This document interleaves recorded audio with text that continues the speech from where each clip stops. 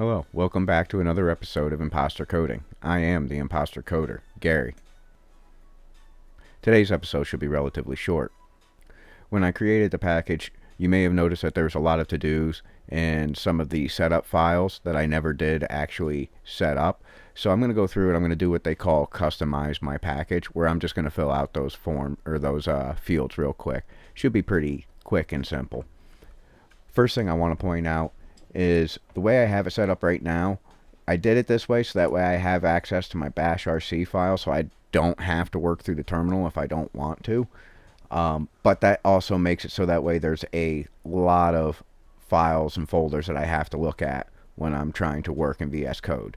So first thing I want to do is just really take a quick second and add a nope, I want to add a folder to my workspace. And I'm going to add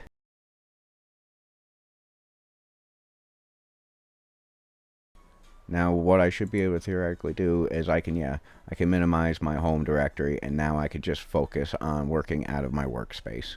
Just makes it a little bit easier, cleaner, and more manageable. Alright, so now I have a manageable workspace. I don't really need that open at the moment. And what we're going to do is we're going to go through and, like I said before, just set up some of these, or customize some of these setup files. May not be this way when I push it to GitHub, but this is more or less how you would, I guess, do it. We already looked at this file. We've seen that I updated the year on that, and name of the copyright owner. And although this is not necessarily accurate, we'll just drop that name in there. Okay, that should be good to go. Now what we're going to do is we're going to jump to our package XML. So we can see we have some to-dos in here, which is a description. It doesn't say to-do here, but it does say to-do there. So we could throw in our email, and our license is already added. So all we really have to do, I believe, is set up these two lines. Let's give it a version number as well. We'll give it version number of 1.0.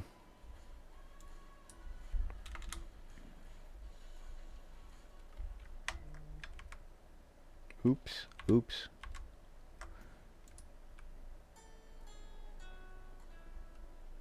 Okay.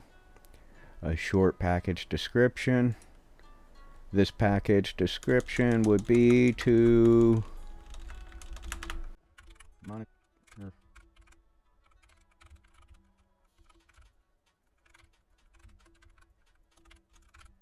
okay, monitor hardware and display status. Guess that'll work. Email. Oh, why don't we? It did actually auto-populate our maintainer, kind of, but we can update that as well. But let's go ahead and throw in a actual email.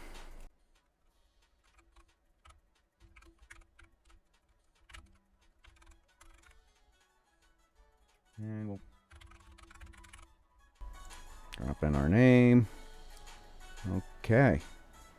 So that should take care of our package XML file.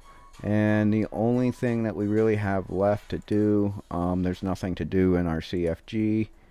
The only thing we have left to do is the to-dos in our setup.py file. What we are going to change, we are going to make sure that our version number matches.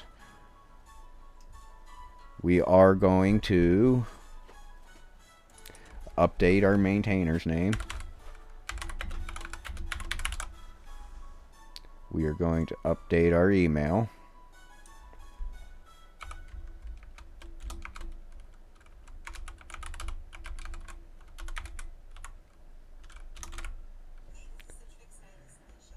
And just for the sake of making it easier, I'm just going to take this because they say you want it to be the same. So we'll make it the same.